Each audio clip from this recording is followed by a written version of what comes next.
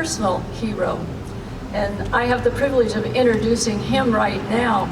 Since Tony Mecham, not only the chief of the CalFire division here, but he's also chief of the San Diego County Fire Protection District, has done a phenomenal job since he's been in San Diego.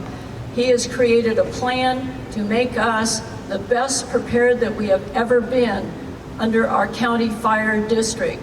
And Tony, I want to thank you personally. You probably didn't know that you were my personal hero, but you are. So, with a big introduction to our fire chief, Tony Mecham. Thank you. Well, thank you, Supervisor, for the kind words. I do want to mention something, and I appreciate those kind words, but let's never forget that despite the aircraft and the technology, that what puts this fire out is young men and women still climbing hills, still running chainsaws, and still swinging axes and Pulaskis.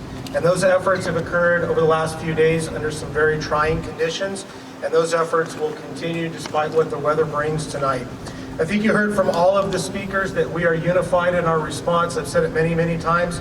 Nobody does it better than San Diego County.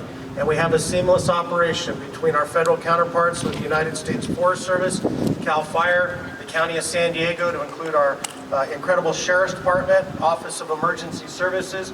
I was on a phone call this morning. There's a whole host of people behind the scenes from the Department of Environmental Health, Animal Control Services, our damage inspection teams, our recovery teams, those people that are standing by, ready to offer to assistance to those people that have lost their homes. This collective, unified front will continue, and we will face any challenges that come tonight. I want to be very clear in my messaging. We have a sleeping giant that is in the backcountry. And while we have focused tremendous effort on the west side of the fire, tonight the winds are going to blow, and this fire is has the potential to burn. We need the public to heed the warnings of public safety officials. Tragically, 8 people have lost their lives, and we've had to fly multiple people to burn centers over the last few days. It is not worth your life. It is not worth serious injury that can come. When the Sheriff's Department asks you to leave, leave. We will do what we can to protect infrastructure tonight, but our focus is going to be on life safety and getting those people out of harm's way. So again, please heed our warnings. So I want to close and just thank, before we open it up, the entire team is open and I'll field a few questions, but I do want to take a moment and thank the Tribal Council, the residents, and the staff here at Viejas. I called Bob Full, their fire chief, on Saturday, and within an hour they had opened up their home to us to bring our army of firefighters in for the next 2 days. To Bob, to you, and the staff here at Viejas, I want to say thank you. And with that, we'll certainly take a few questions. Here. Yeah, 2 quick things. Can you clarify, were the 8 lives lost local in this fire, or is that statewide? And then the second part is, a lot of people are without power out there, and they're very worried because they can't get the evacuation notices. Is there anything that can be done with sirens or something in the middle of the night to help wake people up if needed, to let them know that things have changed and they have to get out?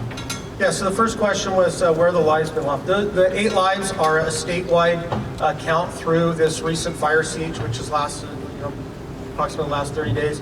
And the second question, I'll certainly turn it to the sheriff if he has anything to add, is how do we notify people during a power outage? The Sheriff's Department will be going door to door, knocking on those. This afternoon, we will be pushing out some pre-alerts before potentially the power goes out through a public safety power shutoff. But again, part of that is you as the media getting the message out for us now. People know where they live, they know where the fire's burning, and they know what comes tonight. They need to be prepared to leave. If you are somebody with large animals, if you are somebody that has senior citizens living with you, or a special needs population, or requires home medical care, those types of vulnerable populations, we are asking those people that are within the evacuation warning area to leave now. Carry the evacuation area. So with that, Sheriff, anything you wanted to add? You covered it. Okay. Any other questions? We'll take 3 or 4 questions, and then we need to get these folks back to work. You had mentioned drones. Somebody mentioned drones. Have you guys had issues with drones while you've been fighting this fire? Not on this fire, but in San Diego County, we've had issues with drones flying, and it is really a statewide issue. These people want to get up, get some photographs, but you wouldn't think, an 8-inch or a 10-inch drone can bring down a helicopter. But for the safety of our air crews, those can have disastrous results, and we're serious when we say, if we see a drone in the fire area, we will immediately shut down our aircraft operations due to the safety of our air crews. So it's critical. The news media, we allow them to fly. The news media flies up above the firefighting aircraft with our high-powered cameras. So rather than flying your drone, just turn to the news media and watch the video footage that all of you provide. I'm sure there are a lot of people that want to help in some way or another. Is there any way people can or should be helping now, or get out of the way, volunteer, donations, anything like that? Yep, so the County Office of Emergency Services this morning through the San Diego Foundation has set up the Valley Fire Recovery Fund. So I would direct you to the county's Alert San Diego website, and our County Office of Emergency Services will post that. We do want to caution that for those people that want to donate, we ask that you donate to a reputable and recognized nonprofit organization, and that we be very cognizant of scam artists and those types of things. So please go to Alert San Diego, and there's more information there.